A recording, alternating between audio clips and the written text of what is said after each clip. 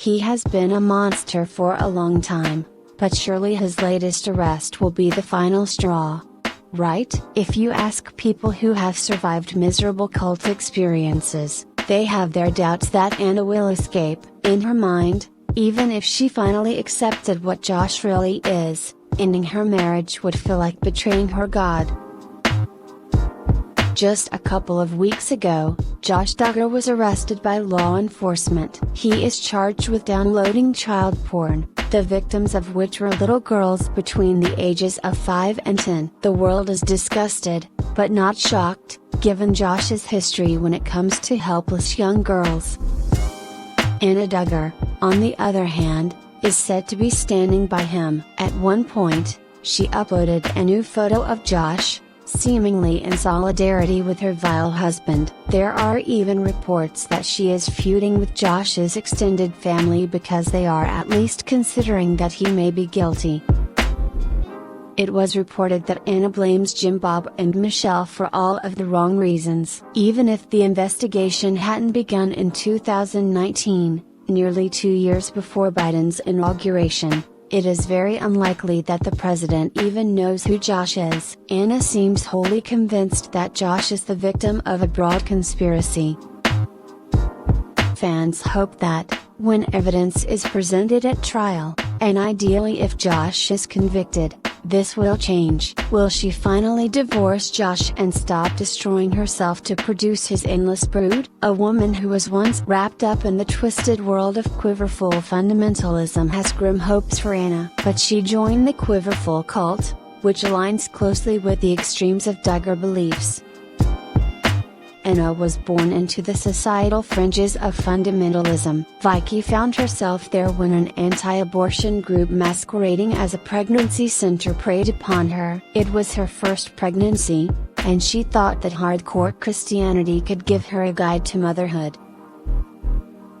Vicky was quickly drawn into a world that opposed non-marital sex, LGBTQ+ rights, divorce and abortion. Instead, what was promoted was the value of children. Additionally, she was taught to believe in the permanence of marriage. Though Vicky and Anna entered that world in different ways, they had a lot in common. Vicky had 7 children under the belief that this was her sacred duty. Anna, of course, is pregnant with her 7th child. There was a lot of talk of women being submissive and anti-birth control or, as we put it, radically pro-life. Vicky reflected, "I had health complications that made getting pregnant a life-threatening condition," she acknowledged.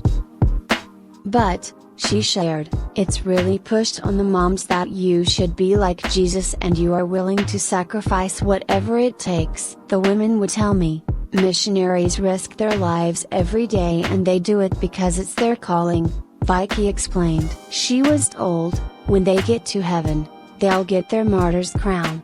Vicky summarized, "There's a huge martyr's mentality." As her husband became more controlling and verbally abusive and as her body struggled with the toll of the pregnancies, she kept that in mind. "But I had that martyr's mentality. I was going to do everything to ensure this home for my kids," Vicky explained.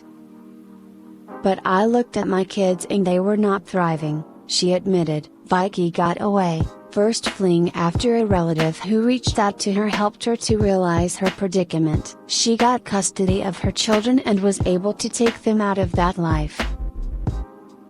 Vicky is now safe and totally removed from that world, but it gives her a rare perspective on Anna's plight. "The situation she is in is just impossible," Vicky remarked of Anna.